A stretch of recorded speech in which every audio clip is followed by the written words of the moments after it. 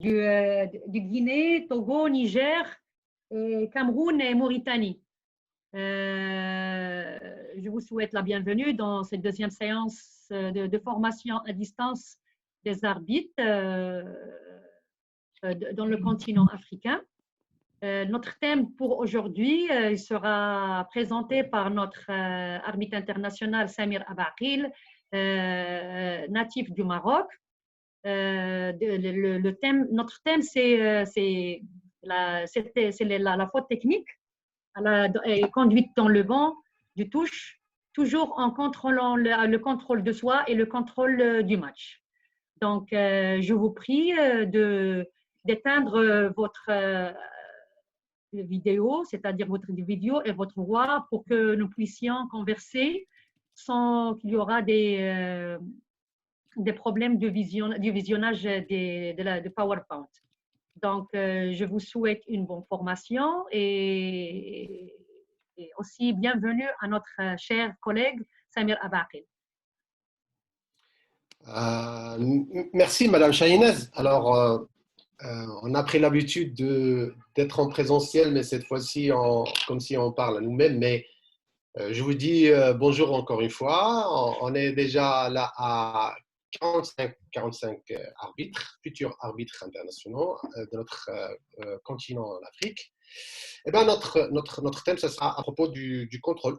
C'est tout simplement le contrôle, mais le contrôle et la faute technique, mais on va se pencher davantage. On va se pencher davantage sur cette personne qui va contrôler et on va se pencher davantage sur cette personne qui va communiquer et qui va essayer de prendre de mettre en œuvre quelque chose de psychologique et de compétences interpersonnelles pour gérer une situation au-delà de sanctionner ou de pénaliser.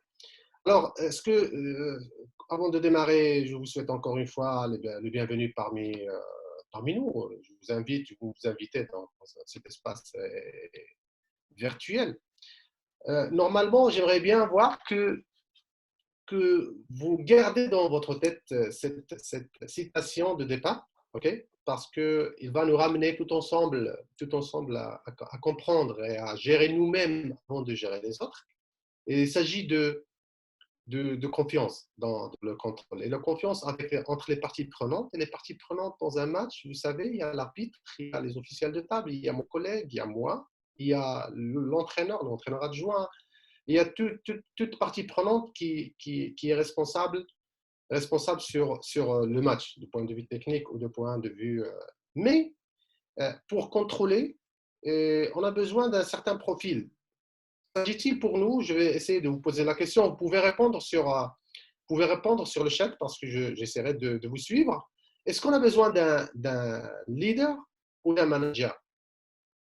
Donc, une question simple pour qu'on puisse démarrer tout ensemble et savoir qui est parmi nous, qui a besoin un peu ouais, un manager, de Daria, Omer Yohu, manager, besoin d'un leader, Basile, Awa, Vanessa, on a besoin d'un manager. Vous pouvez écrire manager ou leader, comme ça.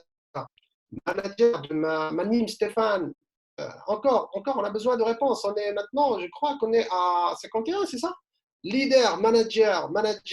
Alors, encore une fois, Suzanne et Ben nous répond Johnny Aboubakar Lamar. Excusez-moi si je ne cite pas. Ok, super. Alors, voilà, on aimerait bien finir vers la fin avec un consensus tout ensemble de sortir. Parce qu'on a besoin d'un leader ou d'un manager, mais on a besoin de définir un peu les choses.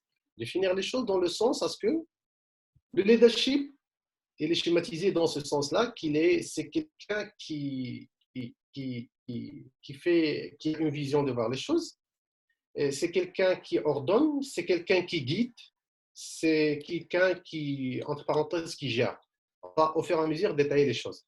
Le manager, il est, si on veut dire, concentré sur une chose bien déterminée, alors que le leader est là aussi concentré sur autre chose. On va voir la différence. À votre avis, à votre avis, c'est quoi la différence entre les deux? Un leader et un manager, rapidement, c'est juste en un seul mot, comme ça, pour qu'on puisse rester vivant. C'est quoi la différence entre un leadership et un manager? De quoi on a besoin sur un terrain de jeu pour contrôler le bench, pour contrôler les autres, pour De quoi, à votre avis, on a besoin? D'un leader ou d'un manager? On a déjà posé la question, mais maintenant, c'est quoi la différence entre les deux? Ceux ou celles qui ont dit manager, ils se diffèrent par rapport au leadership en quels critères? Un leader aide les autres à être meilleur. Donc, ça, c'est une très bonne réponse à Omar Sy, parce qu'il est concentré sur les personnes. Un leader le suit, le manager, il fait aller. Éteignez, s'il vous plaît, vos micros. Un leader, on le suit. Un manager, il fait aller le groupe. Oui, super, super. Le leader. Donc, Cyril, Wilfried, Diomi, vous êtes en train de me répondre sur la première question. Donc, on est maintenant de chercher quelle est la différence entre les deux. Alors, on a commencé d'avoir déjà une distinction des réponses. Manager organise. Voilà. Et ça commence. C'est ça. Voilà. Le manager, il va vers l'organisation, la planification, exécution. Elle va vers un point bien déterminé qu'on va le trouver par la suite. Le leadership, il est centré sur les personnes. Sur les personnes. Donc, on commence à voir de quoi on a besoin pour contrôler un match, d'un leader ou d'un manager, ou bien pour les deux. Pour le leader, le leadership, il cherche toujours à faire, voilà, super. Le leader et le pomain. C'est quoi le pomain? Un leader se fait suivre, oui, parce qu'il agit sur les hommes, sur les personnes. C'est ça. Le leader, c'est sur le terrain. Le leader montre l'exemple, oui, oui. Et on verra par la suite le rôle d'un crew chef. Le crew chef, on a besoin d'avoir un crew chef leadership manager. Le poumon, ouais, super. OK, c'est le poumon, ouais, c'est ça. Le leader est avant tout un manager. Alors, OK, maintenant, le leader, il se concentre sur les personnes et sur l'influence sur la motivation des personnes, sur les gens, pour atteindre un objectif bien déterminé. C'est comme si de faire les bonnes choses, oui, on fait les bonnes choses, mais vous ne pouvez pas les faire de la mauvaise façon. Alors que le manager fait les choses de la bonne manière. Il y a une certaine différence là. Il y a une, si on veut dire, une concentration pour le leadership sur les choses à faire, sur les bonnes choses, de dire moi je vais faire ça parce que je crois que ça marchera comme ça. Et n'oubliez pas ce moi. Le manager, il a une vision claire, il gère, il planifie, il contrôle, il exécute, il maîtrise. Là, c'est là où il y a la différence entre le leadership et le manager. Et pour le leadership, comme a été mentionné par vous-même là, le leadership, je viens ici Diagana qui dit que le leadership montre l'exemple. Oui, c'est ça. Il inspire, il motive. Alors que le manager, il planifie, il organise et coordonne. Il y a, si on veut dire, cette architecture, comme si c'est un projet. Le manager, c'est un projet. Notre projet, c'est de gérer un match, de le mener, de rester dans un contexte bien déterminé, à une production sportive où il y a des spectateurs, où il y a deux entraîneurs, où il y a deux équipes, deux panneaux, où il y a de la lumière, il y a des organisateurs, il y a tout ça. L'équipe, c'est quelqu'un qui vient pour donner de la confiance et faire inspirer, aider ses coéquipiers pour amener. On peut le voir davantage en tant que coach. OK. Pour le reste, le chef inspire confiance, le leadership. Le manager s'appuie sur le contrôle. Écoutez bien, là, on commence à clarifier les choses là. Comme il dit Mohamed Ba, le manager sait ce qu'il doit faire. C'est ce qu'il doit faire. Alors qu'à différence du leadership. Et là, ensuite, de différencier entre les deux, les leaders agissent sur les personnes, comme les chefs de gouvernement, comme le crew chef, comme le policier. Comme là, il y en a des. Si on cherche à influencer les personnes, alors que les managers, ils ont une tâche bien déterminée, c'est de préparer, c'est d'organiser, c'est d'exécuter, c'est de maîtriser et de contrôler pour atteindre une tâche, un objectif bien déterminé. Alors, le manager, il maintient, le leader développe. Toujours, il faut s'apparenter. On va voir dans un match comment on va situer tout ça dans un match. Le manager se concentre sur le système et la structure, sur le match, le championnat, c'est une coupe, match de demi-finale, match final. Quel type de championnat? Championnat du monde, Jeux olympiques, championnat zonal, éliminatoire, Pour le manager, il s'appuie là sur le contrôle parce qu'il a une vision claire. Elle a bien planifié les choses, elle a bien organisé les choses pour qu'il puisse atteindre un objectif bien déterminé, c'est de finir son match, ok, en beauté. On va voir la définition réelle de quoi le contrôle d'un match, définition de FIBA qui a été proposée sur le FRIP Level 1. Et on trouve aussi que le manager demande sur le comment et quand. Il y a des moments, comment faire pour gérer, pour mener à bien notre projet match. Et quand, c'est savoir le moment opportun pour intervenir, le moment opportun pour contrôler, le moment opportun pour parler, le moment opportun pour ne pas parler. Et ça, c'est par rapport à une source scientifique qui est en rapport avec le leadership dans les organisations, notre super organisation. Là. Donc, n'oubliez surtout jamais qu'on cherche ce bonhomme-là. Hein, on cherche ce bonhomme-là, il est peut-être le leader, mais on cherche un manager qui a un style de leadership. Un manager qui a un style de leadership. Et le contrôle fait partie du manager. Maintenant, le contrôle, à votre avis. Donnez-moi en un seul mot, comme toujours, pour que je vois qu'on est toujours vivant, qu'on peut continuer tout ensemble. D'ici presque, il nous reste encore 50 minutes. On aimerait bien avoir plus. On va essayer de demander aux responsables de nous donner plus de temps pour rester branchés avec notre fameuse formation qui vient d'être lancée par FIBA Afrique. Gérer, oui. Alors, Marcy nous dit gérer. Alors, les autres, la maîtrise. Yes, oui. Ça, Jacobi Godim Omgba. Excusez-moi, mais j'aime bien prononcer les mots africains comme ça. La maîtrise, on a deux. Avoir le match en main. Avoir le match en main. N'oubliez pas, diagramme, on a un diapo sur ça, sur avoir le match en main. La maîtrise, oui. La maîtrise, super. Super. Diaronomie, Mariemba aussi. On a maintenant seulement que quatre synonymes du mot du contrôle. On est 57 là. On est 57. La maîtrise, avoir le match en main. Alors les autres, Technospark. Veillez à ce bon déroulement de match. C'est un peu vague, hein. Fabrice Tossou, c'est un peu vague. La prise en main, encadrement, oui. Gérer, développer. Oh, assis tabac. Aïssa tabac, développer, diriger, oui. Ouais, diriger, c'est faire quelque chose dans un sens bien déterminé. Respect des règles, ouais, c'est du contrôle aussi.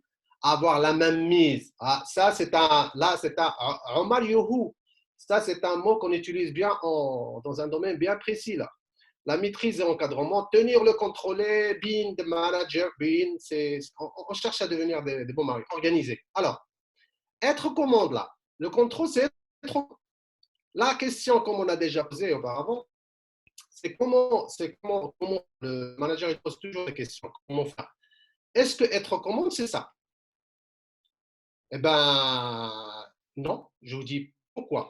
Pourquoi ne pas être commande? Parce que vous êtes en commande, mais votre langage du corps, à vrai dire, mon langage du corps, n'est pas approprié pour dire que je suis le contrôleur, entre parenthèses, du match, que je suis présent de ce match. Ça, c'est moi, il y a 10 ans, mais on est là pour se développer. Hein.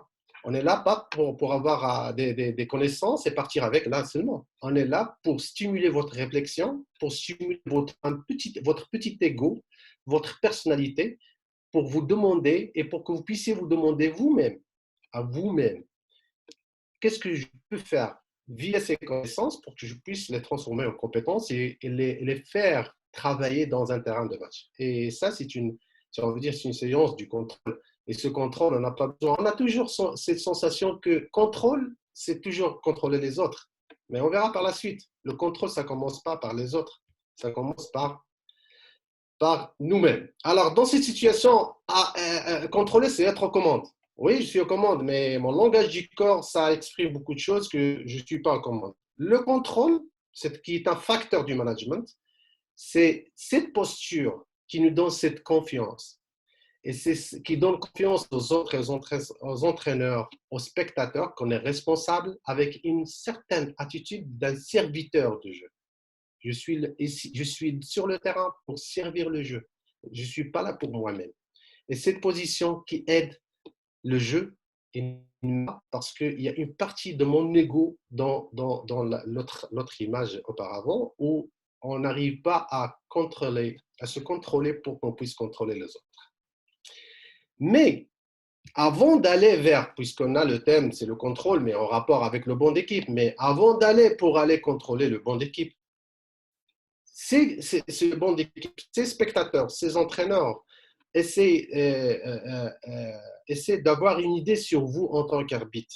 Et pour donner un signal que vous êtes déjà vous avez ce contrôle, il faut avoir une certaine présence sur le terrain. Et cette présence-là nécessite que, puisque les équipes ressentent des sentiments, il y en a des sentiments, il faut donner ce message de confiance via votre posture, via votre habillement, via votre body language, votre corps.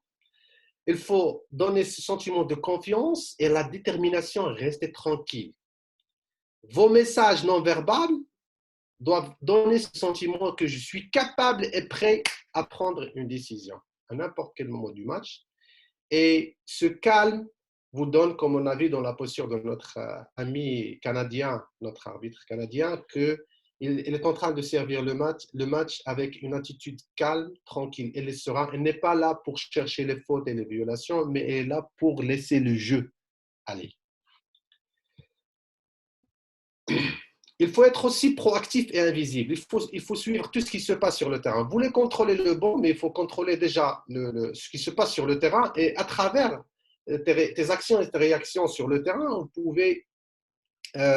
les gens prennent une perception de ce que vous faites sur le terrain.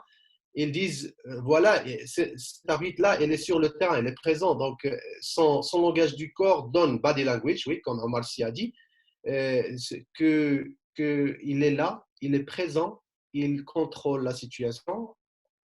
On n'a pas besoin de faire beaucoup de choses, donc on n'a pas besoin de réagir. Déjà, c'est un arbitre qui est posé. Et n'oubliez surtout pas qu'à votre première rentrée, à votre premier pas que vous faites sur le hall d'un match, et votre façon de s'habiller, votre façon de marcher, votre silhouette, si on veut dire, déjà donne une certaine perception positive ou négative sur vous avant que vous faites votre premier coup de sifflet. Ça d'une part. D'autre part, n'oubliez la façon de vous habiller en tant qu'arbitre donne aussi une image sur vous. Est-ce que vous êtes quelqu'un qu'on peut faire confiance? Est-ce que vous êtes quelqu'un qui donne beaucoup d'importance à son image, qui va communiquer aux autres, ou bien vous êtes quelqu'un qui va rentrer sur le terrain avec une survette, des espadrilles, un sac sur le dos, et là, ça détériorise votre image de marque et ça détériorise cette confiance à laquelle vous cherchez à donner aux autres pour qu'ils puissent faire confiance en vous. Alors, elle est là pour diriger et être invisible, et c'est ça ce que cherche FIBA Afrique, FIBA Monde. C'est ça le profil d'un arbitre international. On est là pour servir le jeu. On n'est pas là sur le terrain pour commander et pour contrôler, parce qu'on a certaines perceptions de la notion du contrôle, comme si vous êtes un policier ou un gendarme qui va venir avec un sac rempli d'articles et de sanctions pour pénaliser tout le monde parce que vous êtes le chef et le boss. Et on verra par la suite de quel genre vous êtes, à travers un petit exercice. Alors maintenant, comment, pour contrôler, être présent sur le terrain, être invisible, proactif, il faut avoir une idée sur le nombre de fautes. Je dis bien avoir une idée, compte des fautes. Avoir une idée sur les types de fautes. Le comportement du banc, ça ne veut dire pas, le comportement est là, le bench decorum, ça ne veut dire pas que vous devez sur tout le temps avoir des yeux, un radar sur le banc. Il faut jeter un coup d'œil ou entendre. Vous n'êtes pas là pour arbitrer le banc, mais vous êtes là pour arbitrer le match, les 5 contre 5, et ce n'est pas le reste. La température du jeu, vous êtes en quel quart-temps? Et le score, le match, est-ce que c'est un match aller, match retour, match éliminatoire, championnat du monde, Jeux olympiques? Quel type de match je suis en train d'arbitrer? Vous ne pouvez pas arbitrer comme si vous arbitrez dans votre pays ou vous arbitrez en championnat du monde. Oui, il y a un style, il y a un cadrage bien déterminé, ouais. Mais ce cadrage doit prendre les éléments contextuels. C'est ce qu'on appelle le positionnement situationnel par rapport au match. Parfois, au moins, il faut voir, vous sifflez un match de deux pays, je ne sais pas moi, Cameroun-Togo, mais il faut que vous situez, vous contextualisez. C'est quel championnat? C'est éliminatoire CAF, c'est éliminatoire Jeux Olympiques, c'est éliminatoire quoi? C'est le dernier match, c'est le phase de poule. Il faut avoir cette idée. Il ne faut pas seulement rentrer sur le terrain et dire moi j'ai un ensemble de règles, je vais les appliquer à la lettre. C'est comme des ronds-points. Hein. Vous êtes un policier, vous êtes affecté dans le rond-point principal de la ville. Vous avez beaucoup de compétences à prouver. Ce n'est pas que vous êtes dans un rond-point, dans un petit village, ou vous êtes dans un coin du monde. Donc, il faut prendre tout ça en considération. Anticiper le jeu, et non pas les fautes. Hein. Attention, anticiper le jeu, les tendances, les besoins des équipes. Les situations critiques, out of bound, fin de match, 3 secondes, 4 secondes, 10 secondes, dernière attaque, 2 ou 3 fautes antisportives, et aider les partenaires en cas de difficulté. Alors, c'est quoi votre approche? J'ai une question pour vous. J'aimerais bien avoir beaucoup de réponses. Minimum, on doit avoir au minimum 20 réponses rapidement là. Vous devez choisir. C'est quoi votre approche pour contrôler le match? J'ai besoin de faire un choix. Chacun de vous me lance son choix. Siffler, pénaliser, discipline, proactivité ou empathie. Alors, à votre avis, yes, proactivité. One. Marcy, elle est toujours vivant là avec nous. C'est super. Discipline, proactivité, discipline. Oui, ok. Ouais, vas-y. Discipline, oui. D'accord, on est dans le bain là. Super. Pénaliser, Diagana. Ouais. Pénaliser, discipline, proactivité, siffler. Diagana, rappelle-moi lorsqu'on arrive au diapo numéro 20. Hein. Ok, discipline. Mamadou Yoga, Souma, Boubke, Mariemba, toujours, ouais, discipline et proactivité. Là, on est deux, discipline et proactivité. Alors, maintenant, on va gardez-vous. Ouais, super, j'adore ça. Togo, Adolphe, super. Alors là, on va voir. Gardez votre opinion et on va voir la suite. Pour avoir une approche, pour contrôler, entre parenthèses les autres, pour contrôler le match, pour contrôler ce qui se passe. La première des choses, il y a des niveaux de contrôle. Avant de dire que je vais contrôler les bancs d'équipe, siffler, oui, Jojo, Barry. Avant de dire que je vais contrôler ça, je ne vais pas faire ça, là, il faut avoir du contrôle. L'objectif, c'est le contrôle des bancs, contrôle des joueurs, contrôle de la situation en général. Mais vous avez besoin d'un contrôle de soi. Est-ce que tu te contrôles? Mais avant de contrôler, vous avez besoin d'une maîtrise de soi. Vous êtes sur un terrain, vous êtes là, non pas, le match n'est pas pour vous, il est pour les spectateurs, il est pour les joueurs, il est pour les autres.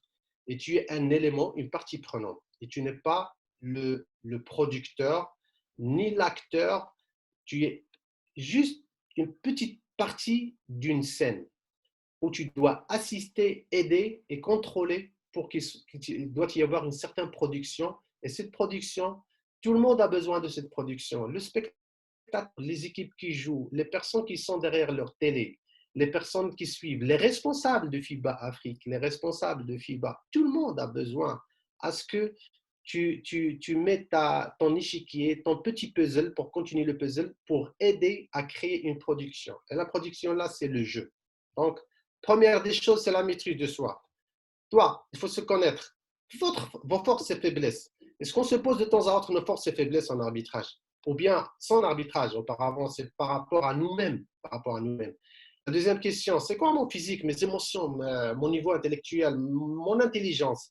Parfois, là, le physique, comme je viens de parler, si vous n'êtes pas en taille 20, si vous n'êtes pas en bonne taille pour arbitrer, sois sûr qu'il va dégrader votre image de marque. Si vous vous habillez d'une manière à ce que, un peu, si on veut dire, particulière par rapport aux autres arbitres. Ok. Par exemple, je ne sais pas, vous mettez de la ceinture. Qui met de la ceinture encore? Dis-moi, s'il vous plaît, qui met encore de la ceinture? Parce qu'on a besoin de cette ceinture pour contrôler le match. Les arbitres qui mettent encore de la ceinture, qu'ils annoncent le oui, moi, oui, Jacobi Godet, Diaronomi, ok. Boubacar, Diaronomi, encore. On n'a que 3, 4. Omar Sy, il rigole là. Alors, je vais vous dire une chose. Alors, on va faire une certaine promesse tout ensemble. Pour le groupe A, Cameroun, Togo et pour les autres aussi. Ah, ok, on va faire une promesse. On va arrêter de prendre des ceintures, de faire les ceintures. Ok? Oui, oui, je sais. Nous aussi au Maroc, on le met. On a des collègues qui le met. Oui, oui, c'est beau à voir. Hein. Mais la ceinture, c'est pourquoi la ceinture, à votre avis? Celles ou ceux qui ont dit qu'ils mettent encore la ceinture là. On met la ceinture pour, pour. J'attends une réponse. Hein. Vas-y. Hein. Ah, et c'est là. Pour tenir le pantalon. Alors, vous devez avoir pour tenir le pantalon, embellir l'empilage. Bref. Ah bon, alors là, pour un arbitre, il faut travailler sur le côté physique. Il faut travailler sur le côté physique. Promesse, on va commencer à travailler ensemble. On va vous suivre aussi. Pas de ceinture, s'il vous plaît. On va travailler pour enlever cette ceinture. OK? Donc, ça d'une part. Alors, on revient vers notre cours, la maîtrise de soi, se connaître physiquement, émotionnellement, émotionnellement. Parfois, on rentre dans un match qu'on a ramené avec nous beaucoup de choses. Hein. On a ramené de la maison, du travail. Pour le match a besoin d'un état émotionnel et intellectuel et physique très, très, très, très, très, très minutieuse. Donc, on doit se connaître nous-mêmes. Avant de dire qu'on va contrôler le banc, avant de dire qu'on va travailler sur les autres, on va travailler sur nous-mêmes. Et la gestion proactive, comme a été les réponses de beaucoup de vous. Donc, une approche proactive, c'est quoi une approche proactive? C'est être sur les gardes et savoir tout ce qui se passe pour être prêt à prendre une décision. Ce n'est pas d'avoir une décision, ceinture, on met plus. OK. Proactivité, c'est toujours être en garde et avoir, si on veut dire, une préparation mentale, physique, émotionnelle, tout en suivant toutes les incidences, les choses qui passent sur le terrain pour prendre des décisions au moment opportun. Et c'est là où vient le rôle dans le cadre du management ou du manager qui se pose la question sur le comment et le quand. Préparation imprévue, dorénavant, lors des matchs FIBA, vous êtes demandé le soir, lorsque vous avez reçu, ou le matin, lorsque vous avez votre nomination, de faire un briefing avec les arbitres. Vous savez, à votre avis, avant d'aller sur le pre-game conference, avant d'aller pour voir vos collègues, vous devez vous préparer. Préparer comment? C'est se connaître, comment je suis émotionnellement, est-ce que je suis prêt physiquement, est-ce que pour être proactif dans le prochain match, qu'est-ce que je dois savoir, qu'est-ce que je dois connaître? Donc, vous devez avoir une idée sur quoi, à votre avis? Si je vais arbitrer Sénégal-Mali, par exemple, éliminatoire pour le championnat du monde demain. À votre avis, si vous êtes désigné pour arbitrer le Sénégal, mais qu'est-ce que vous devez travailler tout seul, hein? Vous êtes tout seul dans votre chambre à l'hôtel. Qu'est-ce que vous devez à quoi vous pensez? À quoi vous pensez pour dire demain, j'aimerais bien contrôler ce match. Demain, j'aimerais bien que ce match soit contrôlé de bout en bout. J'aimerais bien contrôler Sénégal contre Mali, éliminatoire, dernier match. L'équipe qui va gagner va partir pour le championnat du monde. À votre avis, donnez-moi mes émotions, le style de jeu des équipes. Super, super, super. Le style de jeu des équipes, c'est la proactivité. La tension qu'il y aura, c'est un peu vague. En premier, l'heure et le lieu, vous l'aurez dans la nomination, c'est sûr. Niveau global, c'est général des deux équipes. Oui, Manim, c'est ça. La confiance en soi, c'est est-ce que je suis confiant ou pas à la veille du match. C'est un peu difficile. Style de jeu, oui, Mamadou Abdoulaye, ça vous laisse dans la proactivité pour contrôler. La confiance en soi, ça ne se travaille pas le soir du match. L'esprit de jeu, ça, les meilleurs joueurs, oui, mon physique, vous la ramenez avec vous, les joueurs clés. Super, Marine. Super, Jojo Bay. Alors, super, merci. Alors là, vous voyez que pour être proactif, il faut avoir assez de données avant. Hein. Il faut avoir assez de données lorsque je suis seul. Donc, je commence à travailler sur moi-même avant de rencontrer mes amis. Alors, ça se passe là. On va voir que après la maîtrise du soi, ça se passe le contrôle du soi. contrôle du soi. Combien de fois on a entendu un arbitre, j'ai sifflé la faute parce que je l'ai sifflé. C'est sorti de balle parce que c'est moi qui a décidé. Est-ce que je vais. Il y a faute parce que j'ai dit qu'il y a faute. Un certain temps, dans le temps passé, des arbitres ont besoin d'une certaine autorité et d'un certain pouvoir, à tel point que sans se faire comme ça, ils n'arriveront jamais à sortir leur match. Ils n'arriveront jamais à sortir, leur match.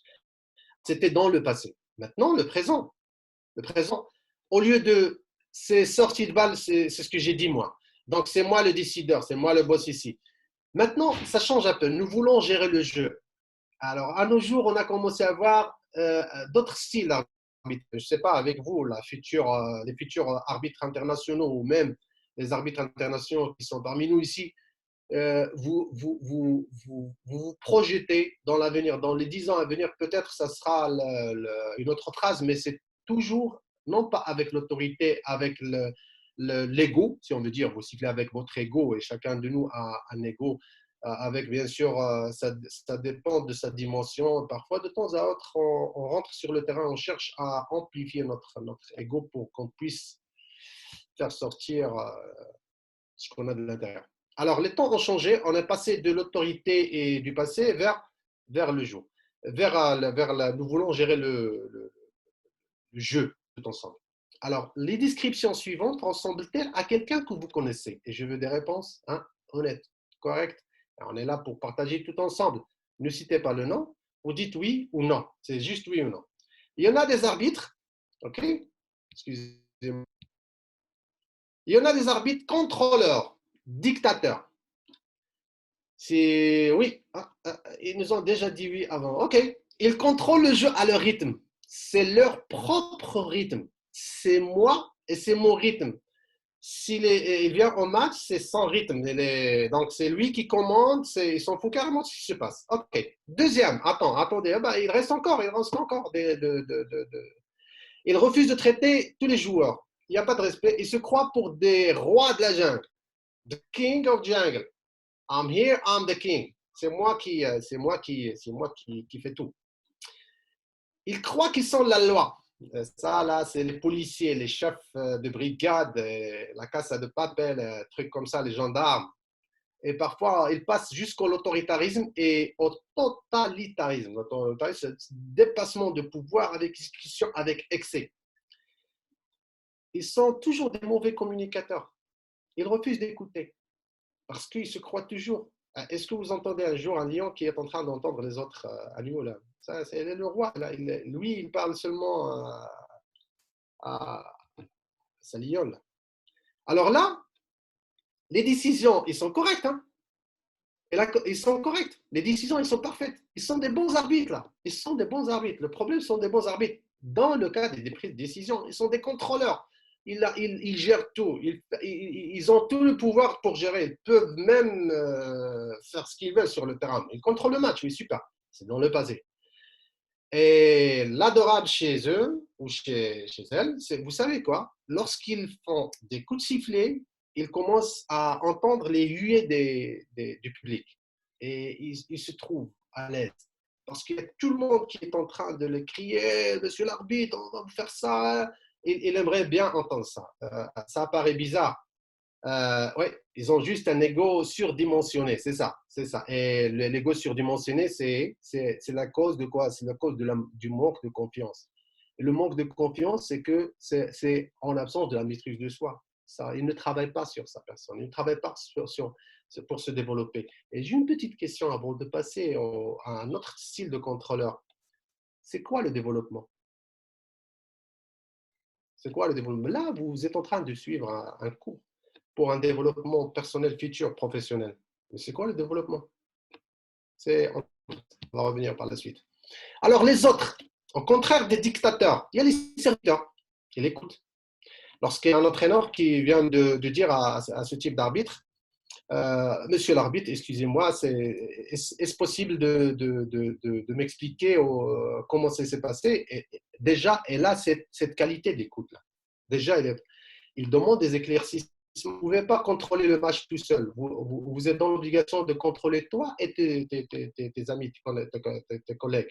Vous êtes une équipe de 3. Vous êtes une équipe de 3, bien sûr, avec l'autre équipe des officiels de table et le commissaire. Et intervient lorsque cela est nécessaire. Ils ne font pas le show. Ils ne sont pas là sur le terrain pour faire le show, pour dire que je suis là et je suis l'arbitre, je suis le chef qui commande tout ça. Ils savent très bien, ils traitent les gens comme ils doivent être traités parce qu'il y a un travail à faire. Il y a un travail à faire. Alors, apprécie les commentaires et reste toujours à l'arrière-plan. Ils ont du plaisir à arbitrer un match. Ils ont du plaisir à arbitrer un match, comme les joueurs, comme les entraîneurs. Alors, de quel type êtes-vous? Le choix vous appartient. Ne répondez pas, ok, parce que vous avez assez de temps. Hein. Ne répondez pas maintenant, mais sachez se poser cette question.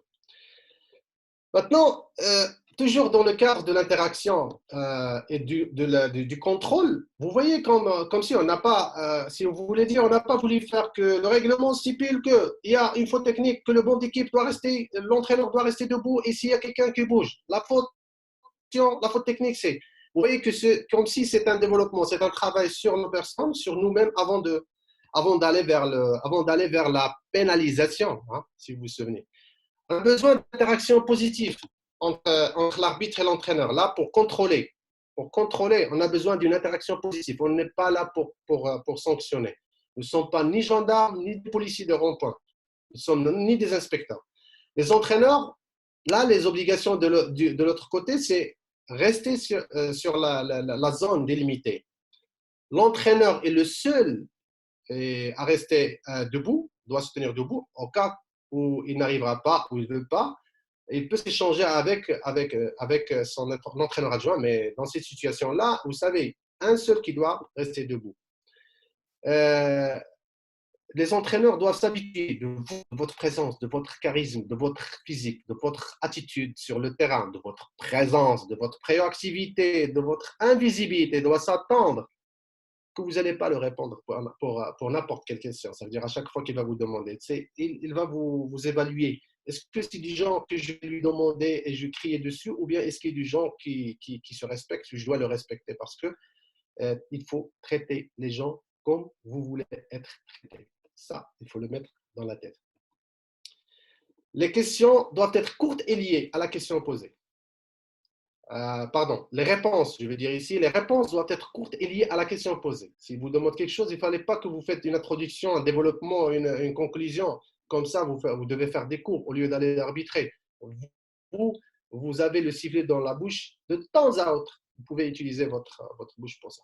Toujours, l'entraîneur est responsable de toutes les actions. Vous voyez, donc on a passé maintenant de la maîtrise du contrôle de soi aux autres. Mais pour contrôler les autres, il faut connaître leurs devoirs, il faut connaître leurs obligations pour qu'on puisse connaître nos limites du contrôle.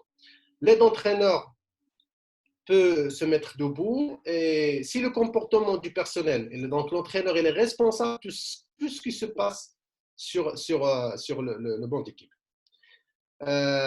Donc, les blasphèmes, les commentaires, les gestes irrespectueux, ça, c'est entraînant une faute technique. L'avertissement peut être donné ou non. Mais normalement, on verra, même apprécier les critiques, oui, bien sûr, et c'est tabac. Si l'entraîneur vous injure et vous provoque, et là, c'est les blasphèmes, les commentaires, les gestes irrespectueux. Ça, vous avez le droit entre avertir, mais donner faute technique, il faut avertir, et vous avez le droit de donner la faute directement. Mais il faut se poser toujours les questions. Est-ce qu'il est de nature comme ça, cet entraîneur Techno Spark? Ou bien, c'est vos réactions, vos actions sur le terrain qui a provoqué tout ça. Les conversations excessives, ça nuit au flow du match. Ça tue le match. Alors, tout ça, vous voyez, cette trame, c'est qu'on a commencé à parler maîtrise de soi, contrôle. On a parlé de l'interactivité, la communication. Et maintenant, c'est vers la fin qu'on va commencer à dire pénaliser.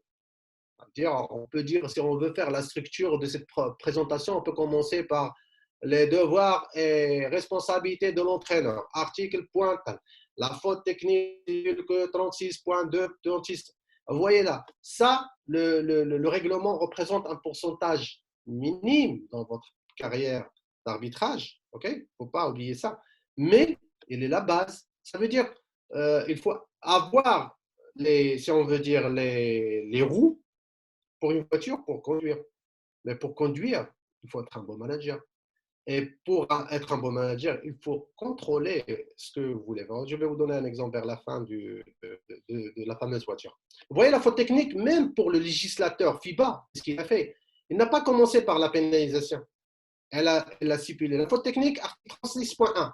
Et je veux que vous restez branchés avec ce règle de conduite. Il n'a pas dit faute technique, 36.1, pénalité. Donc la règle, et c'est après que la règle de conduite que vient la définition. Et vous trouvez que dans la règle de conduite, il y a le mot collaboration. Regardez bien, on parle d'une sanction là qui est très grave là, la faute technique. Éviter la faute technique avec des avertissements. Et après tout ça, on vient vers une définition qui est simple, qui est en rapport avec quoi? Est-ce qu'on peut citer une faute technique s'il y a un contact excessif? Oui, non. Contact excessif, faute technique. Oui, non. Il y a trois réponses. La dernière réponse était de Technopark. Non. En Marcy. Encore. Non. Cyril. Non. Super. Non, non, non. Oh, hop, hop. Ah, bob, bob, bob, bob, bob. Ceux ou celles qui ont dit oui. Oui. Je vois ici un oui. J'ai un oui ici. C'est à qui? C'est à qui? À qui? Oui, mais c'est bon. De toute façon. Donc, Issa Taba. Issa Taba. Comment une faute technique pour un contact excessif? Le contact excessif, vous allez voir avec Madame Shahinaz après-demain qu'il fait partie de la faute antisportive. C'est un contact excessif. Voilà, faute antisportive. C'est ça. Donc, j'en suis sûr que Issa Taba voulait écrire un oui. Alors là, la définition est claire. On commence par la règle de conduite, la logique. Regardez le législateur qu'est-ce qu'ils sont en train de faire. La règle de conduite et après, par la suite, c'est la définition. Donc, et la définition, ça ne vient pas et ça ne commence pas par. Alors, pour la faute technique, vous savez comment faire. Le geste, quand même. Le geste, c'est simple. On commençait auparavant de faire comme ça. Maintenant, c'est un vrai take. Un vrai, c'est comme ça. Donc, c'est direction et hop, c'est la faute technique. Et ce qui est essentiel de la faute technique, parce que vous savez, dans le règlement, la faute technique dans le règlement, on a plus de 50 cas seulement pour la faute technique. De les énumérer tous ici, ce n'est pas possible. Donc, on va essayer de donner des exemples et de stimuler votre réflexivité. En plus de tout ça, après la fin du cours, FIBA va vous envoyer une autre question que vous devez répondre sur ces questions. Vous devez répondre entre parenthèses, mais si on veut dire, c'est une stimulation pour que vous puissiez s'introduire et avoir un contact avec le règlement parce qu'on n'est pas là pour donner les règles. Les règles sont écrites sur le règlement, ils sont écrites sur les interprétations. Et là où vous passez, vous les trouvez. Mais on va essayer de donner ce qui est minutieux. La faute technique, ce qui est essentiel. Un lancer franc et la reprise du jeu là où il était arrêté lorsque la faute technique a été sifflée. Je vais vous expliquer ça simplement. Les séries télévisées. Prenez l'exemple que vous êtes à l'épisode numéro 5. Et vous êtes en train de voir l'épisode numéro 5. Et hop, faute technique. Par exemple. Vous devez exécuter. La faute technique, ça fait partie de l'épisode 6. Vous devez exécuter un lancer franc et revenir là où vous avez arrêté l'épisode 5. Ça veut dire qu'il y a un match qui se joue tête faute technique. Il faut faire attention après la faute technique. Vous devez être quoi? Proactif. Proactif pourquoi? Parce que lorsque vous sifflez la faute technique, on va voir par la suite.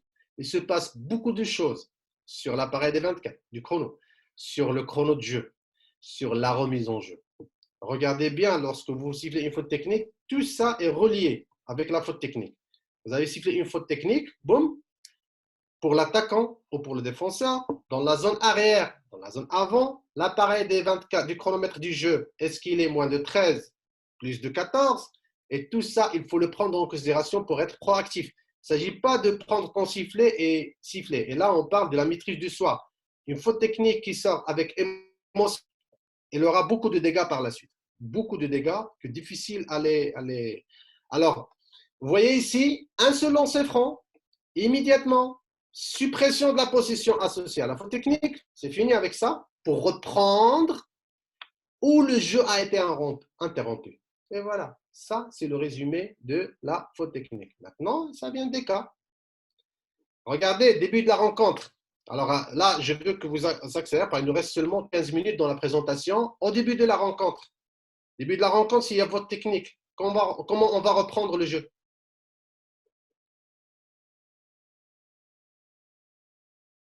Entre deux? Entre deux. Encore. Super. Super. Ça, on est en phase maintenant. Pendant un temps mort, le temps mort doit être terminé. Par exemple, au cours d'un temps mort, vous avez donné une faute technique soit au joueur qui sortait. Super, entre deux, super.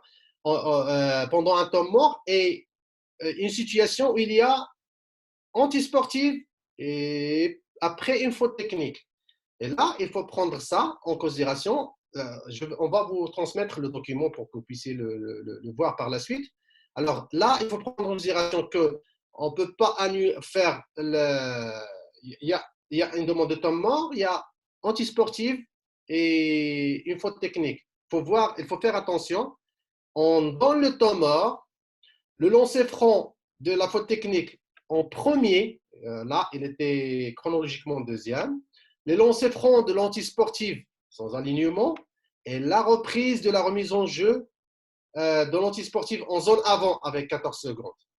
Vous voyez, regardez bien que après votre faute technique, s'il est prise d'une manière émotionnelle avec un manque de contrôle en soi, une maîtrise en soi, vous pouvez avoir avec cette faute technique beaucoup de conséquences sur le temps mort, sur le lancer franc, sur la remise en jeu, sur l'appareil du chrono. Donc c'est pour ça qu'il faut avoir tous ces conséquences en ligne. Toujours en faute technique, regardez maintenant ce qui se passe sur le banc. S'il y a une faute technique sur le banc.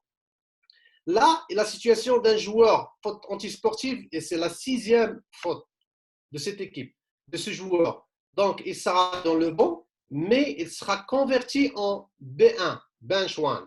Et comme vous savez, B1 plus B1 plus B2 ou B1 plus B1 plus C1, ça l'entraîneur doit quitter, mais de toute façon, il faut avoir ces informations. Alors, antisportif, 6e faute du joueur, il devient B1 coach. B1, ça veut dire 1 lancer franc. 1 lancer franc. Et la reprise du jeu où il s'est arrêté. Regardez les conséquences qui suivent après. Faute technique du joueur éliminé, ça veut dire un joueur avec 6e faute.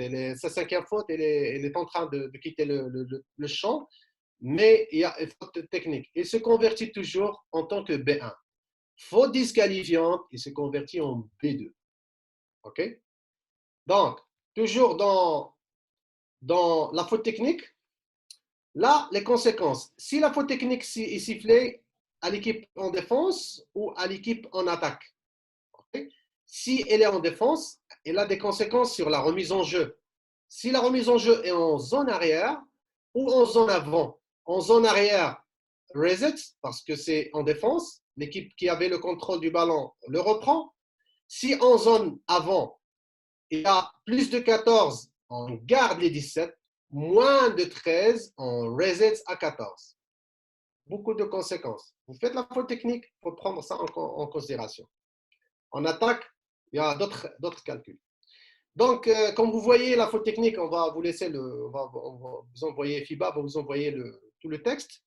Maintenant, on va seulement avoir un résumé pour la situation de la faute technique. À votre avis, j'aimerais bien, est-ce que vous avez une idée sur cette image? Simple, en un seul mot.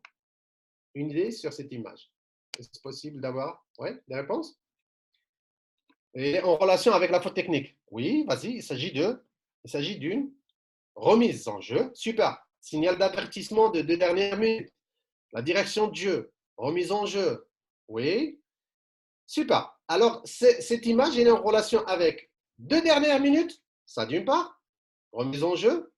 2 dernières minutes. Remise en jeu, l'arbitre doit faire le geste pour dire au défenseur, il faut faire attention de ne pas enfreindre le plan horizontal de la ligne de remise en jeu. Si vous le dépassez, ça sera la faute technique.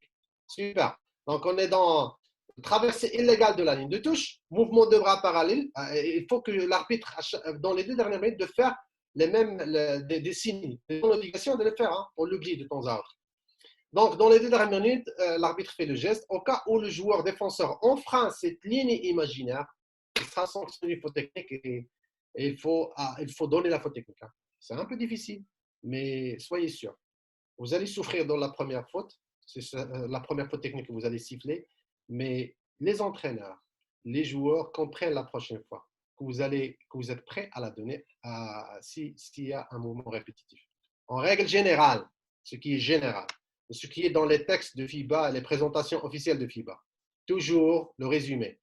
Un lancer franc, immédiatement. N'oubliez pas, vous sifflez une faute technique, prenez le temps du chronomètre du jeu, avoir une idée de ce qui se passe sur le terrain, sur le temps, sur le remise, le ballon il est où, et parce que vous allez reprendre juste après. La balle doit retourner à l'équipe qui avait le contrôle ou qui a droit au contrôle. OK? Si tu touches la ligne et tu fais faute technique, oui, super, c'est ça. On est dans le bain tout ensemble. Super. Beaucoup d'enthousiasme dans cette formation géniale, encore en 9 minutes. Pour la bagarre, le banc, le contrôle du banc, donc là, on n'arrive pas à. Qui a vu le match éliminatoire Philippines-Australia Philippines-Australia de l'année dernière, éliminatoire pour le qualificatif One. Omar Youhou, encore. Ah, un seul parmi les combien on est là? 65, Shahinaz. Alors, il y a que Omar Youhou. OK, je vous suggère vers la fin, je vais essayer d'envoyer le lien à FIBA, l'on a, hein, Monsieur Limou, il en a. Bagarre générale. Ouais, c'est la pagaille générale, Omar. Omar, c'est la pagaille. Et c'est pour ça qu'on parle du maîtrise du soi, du contrôle de soi avant de contrôler les autres. Et donc, le contrôle, ça commence par la présence sur le terrain. Le contrôle, ça commence pas seulement par les fautes techniques et le contrôle du bain. Bon, bagarre, ça veut dire que déjà, il y a un dépassement des bornes du contrôle. C'est une interaction physique et s'applique seulement pourquoi? Juste l'extrait des bagarres générales. Oui, oui, oui. Euh, donc, cet article s'applique seulement, je sais pas, ma vidéo elle est toujours active, pas? Pour moi, je ne me vois pas plus, mais c'est pas grave. Cet article s'applique seulement aux remplaçants, je dis bien. Bagarre, c'est remplaçant, entraîneur, adjoint, joueur éliminé, membre accompagnateur de l'équipe. C'est ça si on veut dire, c'est ça la définition donnée par FIBA. Et dans les bagarres, on a beaucoup de situations. Donc, là, quel que soit le nombre des joueurs, vous voyez, quel que soit le nombre des joueurs d'équipe, l'entraîneur doit écouper de B2. C'est-à-dire, quel que soit, ils ont participé, ils n'ont pas participé, c'est toujours B2. Donc, ça, c'est 2 lancers francs. Après le lancer franc, comme toute faute, attention, comme toute faute technique, le jeu doit reprendre au point de jeu interrompu. C'est comme la faute technique. C'est comme la faute technique. Mais, on va par la suite. S'ils ont participé activement, ou est-ce qu'ils ont participé ou non?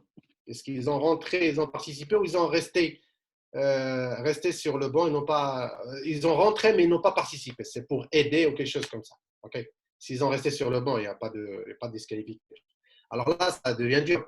Hein? Et le calcul, vous devez prendre votre stylo et prendre note pour calculer, s'asseoir sur la table et avoir. Parce que vous devez déterminer les joueurs, les remplaçants qui ont participé activement à la bagarre. Vous devez calculer combien de joueurs ont participé à la bagarre. Pour Mamoudou Abdoulaye Tawaye, on va vous répondre. On ne va pas beaucoup parler dans votre exposé. Question est si c'est une nouvelle règle que les équipes, si c'est une nouvelle règle et que les équipes n'ont pas vraiment pris le temps de mieux s'informer. si possible, de l'expliquer. On va donner 15 minutes vers la fin de l'exposé pour que vous posiez vos questions, parce qu'il y a 1 heure d'exposé et 15 minutes d'exposé. C'est Mme Inès qui va prendre note avec votre question, qu'on va revenir vers la fin. C'est le moment d'exposer et les 15 minutes vers la fin, dans 5 minutes. On va répondre à toutes vos questions. Là. Okay? Merci Mamadou. Abdoulaye Tawaï. Alors, si on veut dire, si le disqualifié, s'il est participé, donc là, c'est question de, on va compter combien de joueurs a participé activement, c'est disqualifiant 2, plus bien sûr la faute, les 2 lancers de la faute B2. Donc on va compter, s'il y a 4 joueurs, ça sera 4 joueurs multipliés par 2, c'est 8, plus les 2 lancers francs de la faute technique qui a pris l'entraîneur à cause de cette bagarre, c'est 10. Et moi, je vais vous poser une question vers la fin, si vous trouvez la solution. Quelle est la limite de lancer franc qu'une équipe peut effectuer s'il y a une bagarre où l'IA, l'équipe A, par exemple, a provoqué une bagarre avec tout le banc d'équipe, combien de lancers francs l'équipe B peut lancer au cas où il y a la participation de tout le monde. Tout le monde avec la possibilité de continuer le jeu pour l'équipe A. Je reviens. Équipe A provoquer une bagarre avec la participation presque de tout le monde. Et il y a une possibilité après le lancer franc, okay, après le lancer franc, de continuer le match avec la présence, bien sûr, de l'équipe A contre l'équipe B. C'est un quiz. On va travailler tous ensemble sur lui. OK. La suite, c'est que les principes pour la bagarre, c'est toujours le coach, ça on l'a défini. En résumé, si 4 lancers à toute l'équipe, hein, je dis bien toute l'équipe, 2, 3, 2. Ah, déjà, vous avez trouvé, non, plus que ça. Les 2 multipliés, plus.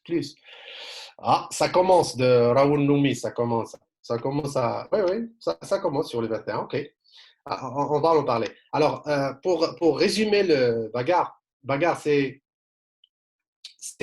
lorsqu'il y a membre du banc d'équipe à participer à cette bagarre. Donc, ils ont quitté le banc, mais ils n'ont pas participé. Ils ont rentré sur le terrain, mais n'ont pas participé. Après que vous avez vu la vidéo, où vous avez détecté, il y a une procédure à suivre par les arbitres, vous avez détecté les joueurs qui ont participé ou pas. Donc, s'ils n'ont pas participé, ça sera technique pour le coach, okay, comme on a dit. C'est F pour les joueurs. C'est 2 lancers francs, plus possession de la balle pour toute l'équipe. Okay. Au cas où ils ont participé activement, okay, comme le cas du Philippines-Australie, activement, c'est disqualifiante pour les joueurs. Autant de lancers, de lancers, free throw, autant de free throw, de lancers francs, plus possession, multiplié par le nombre de joueurs qui ont participé, qui ont été dans, si on veut dire, qui ont été dans la bagarre. Ils ont participé par des coups, des crachats. Alors, la question qui se pose maintenant, de quoi on a besoin pour contrôler tout ça avant d'y arriver à la bagarre, avant d'y arriver à quoi que ce soit. Donc, on a besoin d'un ensemble de qualités. Et avant d'entrer sur le terrain, ça fait partie de notre profil psychologique. Avoir cette qualité d'écoute avant de réagir.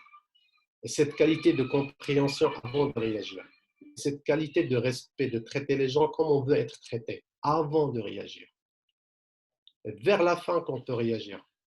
Parce que lorsqu'on met la réaction en premier, on réagit par nos émotions. Et on est sur le terrain. Et on est sur le terrain, on n'est pas là pour faire plaisir à notre ego, à notre moi. On est là pour participer à une production sportive aimée par tant de gens au monde. Donc, notre mission doit être prise dans un sens professionnel et de commencer par un contrôle.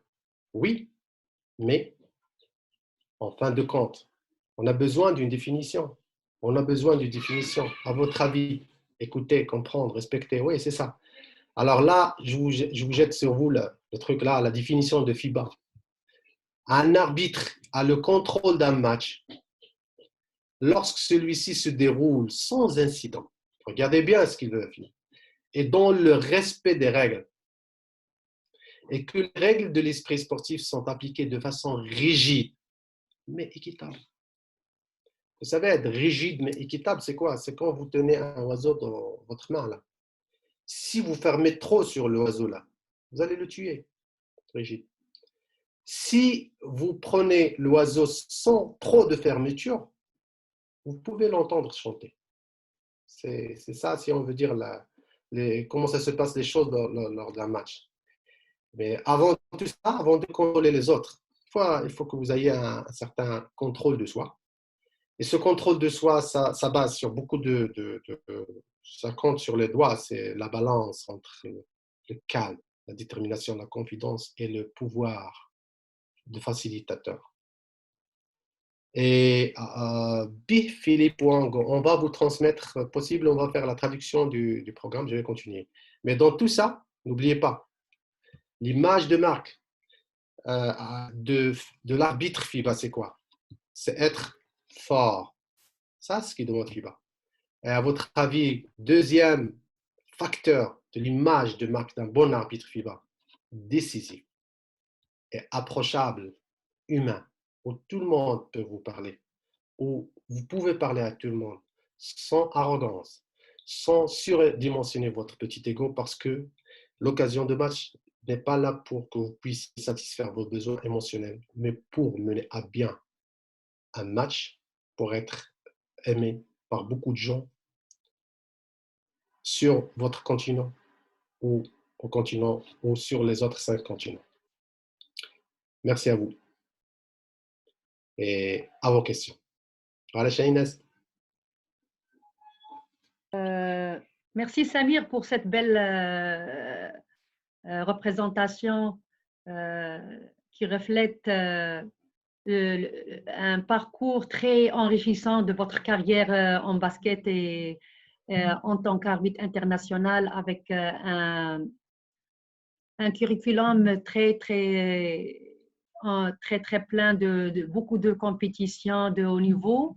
Et j'espère que nos participants ont bien suivi cette présentation avec. J'ai bien vu qu'ils ont bien réagi avec vos interactions. Ils étaient super présents. Je les remercie aussi pour cette interaction active. Donc, pour le moment, là, on a seulement une question là que Mamadou Aboulaye a posée. Il a soulevé, comme toi, que tu as dit déjà dans ta présentation, que l'arbitre ne doit pas beaucoup parler. Et sa question est, puisque cette nouvelle règle-là dont tu as parlé de la faute, je crois, de la faute technique, là, sur la remise en jeu, je crois qu'il parle de ça, et que les équipes n'ont pas vraiment pris le temps de mieux s'informer. Est-ce que possible de leur expliquer ou quoi faire? Écoutez, pour nous les arbitres, pour vous en tant qu'arbitre, première des choses, vous devez avoir une formation sur une idée, une information sur les personnes auxquelles vous allez arbitrer le match. Ça d'une part. Deuxième des choses, si écoutez, il y a une loi universelle, nul n'est censé ignorer la loi. Donc pour nous, si le joueur ou l'entraîneur n'est pas dans le rythme de l'arbitrage, dans le rythme des règlements de jeu, première des choses, un entraîneur est censé avoir une connaissance approfondie du règlement. Parce que sinon, il n'arrivera jamais. Il va travailler avec qui? Avec l'arbitre. Ses joueurs, entre parenthèses, contre l'arbitre. Donc je dois connaître l'arbitrage. Donc s'il n'arrive pas, pour les 2 dernières minutes, mais je vais vous dire une chose. Pour les lancers francs, j'ai une question pour tout le monde là. Et j'attends toujours. J'essaie de poser des questions, c'est pas pour vous vexer, c'est pour qu'on reste dynamique, vivant entre nous, tout ensemble, moi, Shahinaz et vous. Lorsqu'il y a un lancer franc et vous voyez vous voulez donner la balle au joueur, vous voulez donner la balle au joueur, vous voyez que son pied est sur le lancer franc. Est-ce que vous l'avertissez, oui ou non? Rapidement. Oui, oui, oui, super, super, super. Good. Good, je vais voir, j'avertis. Et c'est la même chose. S'il vous plaît, surtout pour la remise en jeu dans les dernières minutes. Monsieur, s'il vous plaît, il faut faire attention. Si vous voulez passer ça, vous dépassez vos mains au-dessus de la ligne de sortie, vous serez sanctionné d'une faute technique. Pas de problème. Vous pouvez dire, s'il est bref, mais vous n'êtes pas là pour donner des cours. Vous n'êtes pas là pour donner des cours. Donc, ça. Oui, chez Inès? Il y a une autre question par rapport, c'était Mahmoud dit que ce cours, et il pose sa question par rapport pourquoi une faute technique B2 vaut de lancer. Vous savez, lorsqu'on fait B2, ça veut dire qu'il y a quelque chose de grave, mon frère. Mon frère, lorsqu'il y a B1, C1, ça veut dire que est-ce que quelqu'un peut m'aider parce que j'arrive pas. Il y a B2 et C1. Est-ce que vous pouvez m'aider là? Je veux vos réponses en bas. B1 et C1, c'est pour B1 et C1, c'est pour le bench Oui, où il y a le bench où il y a un comportement et l'entraîneur il est responsable sur ce hein? comportement. B1. Mais maintenant B2, il y a une faute disqualifiante. C'est plus lourd. Hein. On doit lui donner. Ah là, super, B1 bon. Donc il est plus lourd.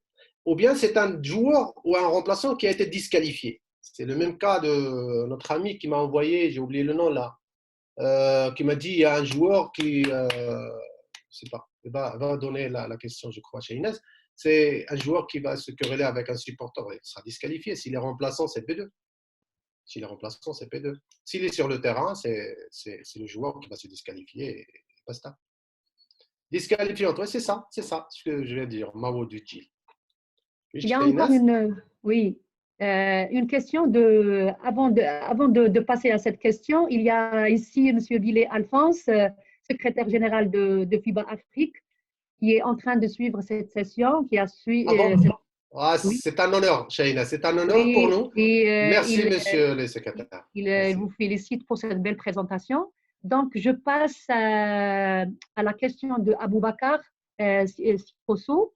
Il veut savoir si une bagarre est provoquée par des supporters d'une équipe et que cette bagarre arrive à mettre fin au match. Comment juger, vous, cette situation? Euh, Pardon, Shaina, j'ai pas bien saisi parce que Il a dit j'étais ébloui un peu par la présence de qu'elle notre veut. secrétaire général, Oui, donc oui. ça m'a beaucoup. Voilà. Ah, Oui, vrai, il faut le dire. Hein, faut le dire. oui, oui, bien sûr. Ouais. C'est Euh, honorable, c'est honorable. merci beaucoup, Monsieur Alphonse. Merci, monsieur Alfonso, Oui, je suis très merci. touché, ému même.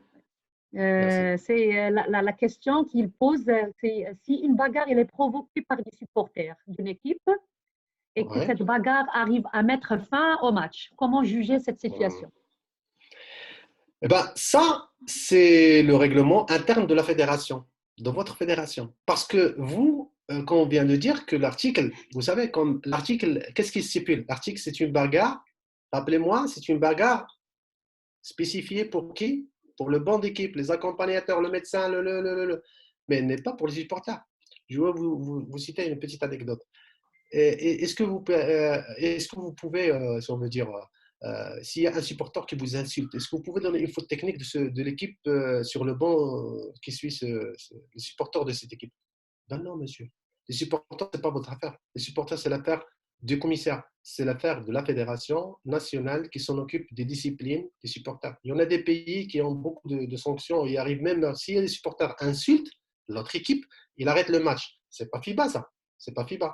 Mais ça dépend du pays. Hein. Pour vous, vous ne pouvez rien y faire pour les supporters. Seulement si, je vous dis bien, seulement si, il y a des jets de pierres, de bouteilles, de trucs qui empêchent de l'eau. Ça, vous pouvez arrêter le match, mais c'est question de rapport. Hein. Question de rapport et de timing. Et ça fait partie de quoi? Ça fait partie de votre contrôle de la situation proactive. Mais en même temps, il faut prendre en considération que vous êtes en train d'arbitrer et de voir tout ce qui se passe autour de vous. Ne restez pas comme ça de dire moi j'ai 5 et les bons, mais il faut grandir votre vision de voir les choses. Voilà. OK. Il y a une autre question de la part de Technosport et c'est pas un peu clair. Et je voulais demander si au moment d'un coup de sifflet, il a mis le statisticien ici, je ne sais pas qu'est-ce qu'il veut dire par statisticien. Bon, un coup de sifflet, une équipe franchit la ligne pour le statisticien de l'équipe d'une équipe. Je crois qu'il était sur le banc et puis il franchit la ligne pour approcher de l'arbitre pour l'offenser. Après sa disqualification, est-ce qu'on peut le mettre une faute technique ou quoi? Ça, c'est un statisticien, un élément de membre de Oui, oui, banc. oui, oui, c'est un accompagnateur. Oui, ah oui, un accompagnateur qui a franchi la ligne pour enfoncer un arbitre qui a sifflé une faute.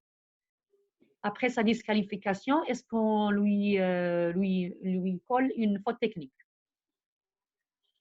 Mais écoutez, monsieur, ne sont pas les dictatures. Le législateur FIBA, même le grand chef des dictateurs arbitres, il ne fera pas ça. Vous venez de donner une faute disqualifiante pour lui. OK? C'est bon? Comment ça? Vous allez faire caler ça? Il n'y a aucune situation dans le règlement, même dans la faute personnelle. Vous allez voir ça avec Mme Chahinaz après-demain. Lorsque vous sifflez, il y a une faute personnelle, il y a une faute antisportive, c'est fini avec la personnelle. C'est le même cas où il y a deux coups de sifflet, deux fautes. Mais là, vous l'avez déjà disqualifié. Ça y est, c'est fini. Bye bye. Dans les vestiaires ou dans le café qui se trouve à l'extérieur du hall, vous convertissez la disqualifiante en quoi? Alors, je veux des réponses. Vous convertissez la disqualifiante d'un accompagnateur, vous la convertissez en P2. Super, Oussam, Kojijo, Omar Omar Sy, il est le plus, ce qui me paraît, le plus actif. Il a comme si les doigts comme ça et le règlement là, et boum. J'aimerais bien voir là, vers la fin notre ami Omar Sy.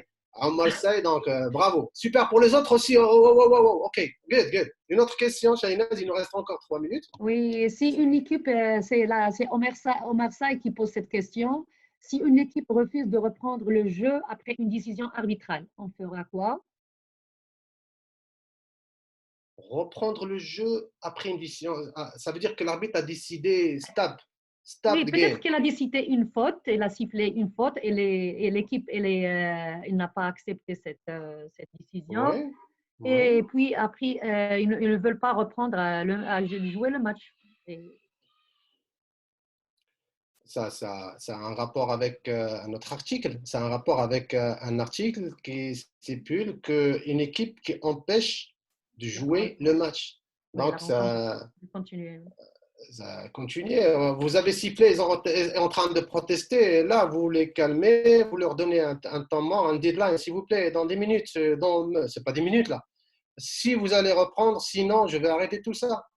Avec, bien sûr, interactivité positive, comme on dit toujours.